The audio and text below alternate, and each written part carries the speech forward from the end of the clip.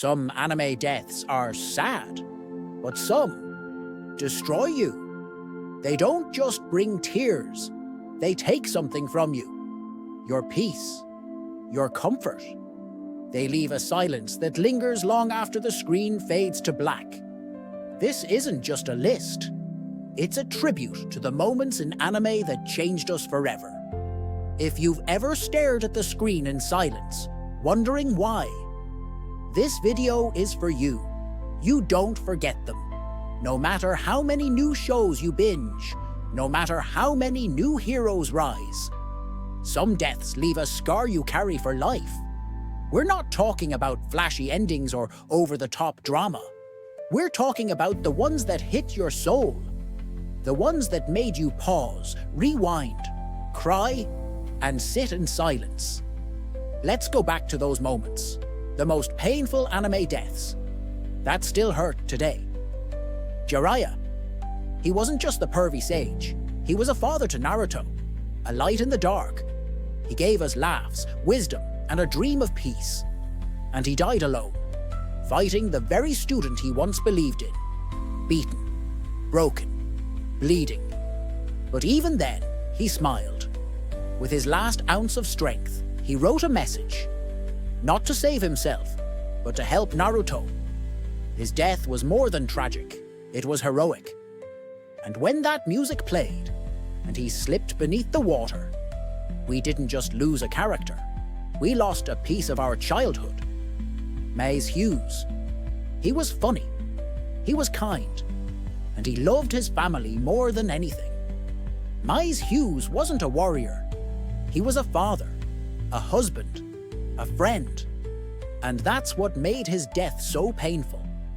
He was killed not in battle, but in betrayal, by someone he trusted.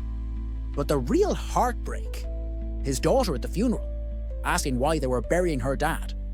It wasn't just sad, it was cruelly real. The kind of grief anime rarely shows. Raw, unfiltered, human. Ace. This one still hurts. We thought he made it. We thought Luffy saved him. But then Akainu happened, and just like that, the older brother who always smiled, who always protected, was gone. Ace didn't die a loud death. He died holding Luffy, thanking him for being loved. One of the most powerful characters in One Piece died with a smile. For us, it was more than a death. It was a moment of helplessness we'll never forget. Dal. He was weird. He was brilliant. He was the only one who truly challenged light. And he knew. He suspected the truth. But in the end, it wasn't intelligence that failed him. It was trust. He died betrayed, poisoned, powerless. And the way he stared at light in those final seconds, he knew. L didn't get a dramatic battle. He got silence, stillness, and somehow, that made it hurt even more. Neji Hyuga. He began as a bitter genius, but he grew into something greater, a protector. Neji's arc was redemption, honor, and peace. And he died doing exactly what he once swore he'd never do. Protecting Hinata, protecting Naruto. He gave his life in the middle of a war, not for glory, but for love. And when he collapsed in Naruto's arms, it wasn't just the Hyuga prodigy that died. It was a symbol of how far he'd come. Kaori Miyazono. She brought color to a gray world.